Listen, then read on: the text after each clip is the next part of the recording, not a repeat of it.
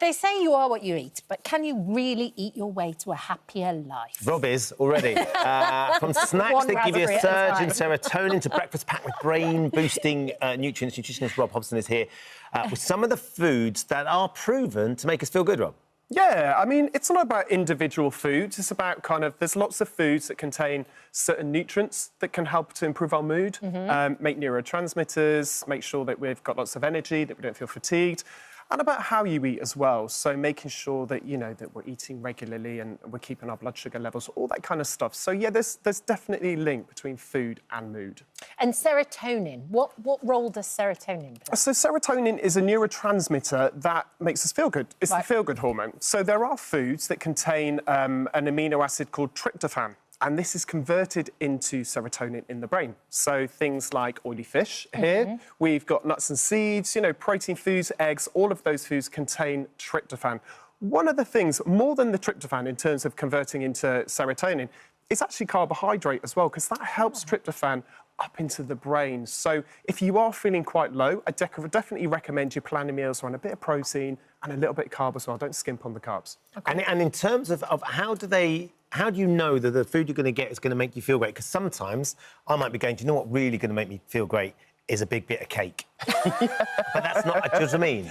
I do know what you mean. Sometimes, no, that's all the time. Yeah. Yeah, and, there's nothing wrong with a bit of cake now and then or whatever it is, but I think it's about choosing foods that actually make you feel good, right? And there's a lot of healthy foods that can make you feel nourished and good as well. Big brothy soups and big homemade, like roast chickens, that kind of food has that psychological effect, as well as being quite nutritious. So, yeah. You talked about the brain, but isn't there a lot to do with your gut as well to make you feel good? Yeah, definitely. So 90% of the serotonin we make is from the gut, and only 10% from the brain. So it's really important that you kind of look after your gut. I would say that's a really good port of call when you're trying to improve your mood.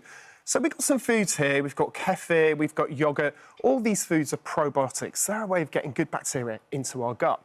Then we've got prebiotics. Now, these are foods that you can eat that kind of feed the good bacteria. Indigestible fibres make it down to the gut, and then they feed that bacteria. So that's things like nuts, seeds, onion, garlic, leeks, those kind of foods. And then berries as well are really good. These berries contain polyphenols. It's what gives them this really bright colour.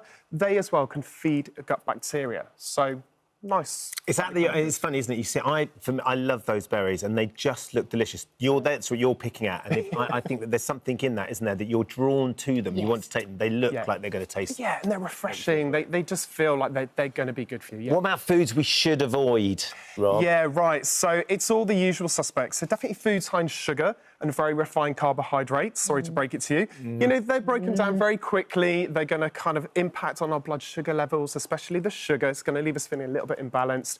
Reaching for caffeine, energy drinks. I think a lot of people associate low mood with low energy, and they're like, I'll have some coffee or, a sugary coffee, caffeine energy drink.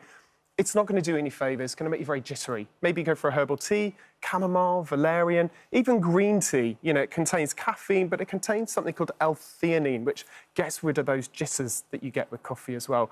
So just keep it really whole and healthy. OK. Are there certain times we should be eating and certain times we shouldn't be eating? Yeah, so I think that you should just establish a set pattern of eating. Okay. Some people aren't breakfast people at 9 in the morning. They might want to have breakfast a little bit later. But I think if you're continually supplying your body with a good source of energy across the day, drip feeding, you're just going to feel quite balanced rather than that dip in energy because your blood sugar levels dropped and everything else. So, yeah. OK, so what would be a good breakfast to start with? We're going to be talking about, I think, in Morning View, about the fact that people are having gravy with their fry-up. Oh, That's I think that's horrible It's now as more well. popular than brown sauce. But as a way of starting the day, a fry-up, is that necessarily the best thing to do? OK, listen, I think eggs are great, so I'd probably go for the eggs, not with gravy. And, scrambled eggs, something like that, it's a great start to the day. It's got a bit of tryptophan, which we talked about, the serotonin. You've got zinc in there, which is good for brain health, that kind of thing. So lots of nutrients, wholemeal bread, keep me nice and full.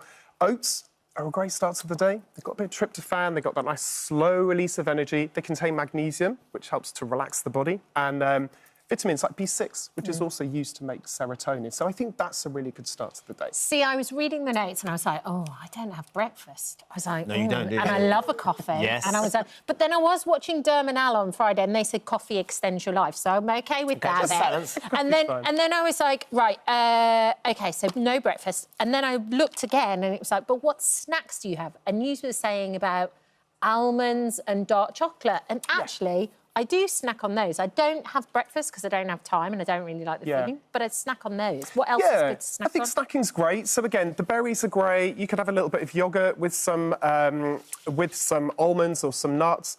Dark chocolate is actually OK. Yes. So now we're talking. Just a little bit of dark chocolate. You know, this contains flavonoids, which I said, they're polyphenols, help with the gut. Also contains something called PEA, phenylalphalanine. So that will help to increase dopamine levels as well. So we get that rush when we have the chocolate. So that's a good one. Yeah, all those kind of foods. Hummus with dips, I think that's great. Guacamole, all those kind of foods. So, Rob, if you had some top tips for our viewers today, what would be your top tips in terms of trying to use their food to boost their mood? So go for comforting food, healthy, comforting food. Those kind of bowl foods, one-pot dishes. Foods like seeds are great, so keep seeds on the side to sprinkle over foods as a nutrient booster. Eat regularly. You know, try and start your day with a breakfast. Doesn't matter when that is, 9, 10, 11 o'clock, but just start your day to go on to mean well. It was interesting, actually. I was teaching Milo how to make a soup at the weekend, and he quite enjoyed it, actually. Process. He quite enjoyed and just throwing a bit of this in and a bit of that. Great way to use leftovers in the fridge as well. Yeah, it was. Perfect. Thank you for visiting our This Morning YouTube channel. We upload new content every day, so go ahead and hit that subscribe button so you don't miss out, and we'll see you in the morning.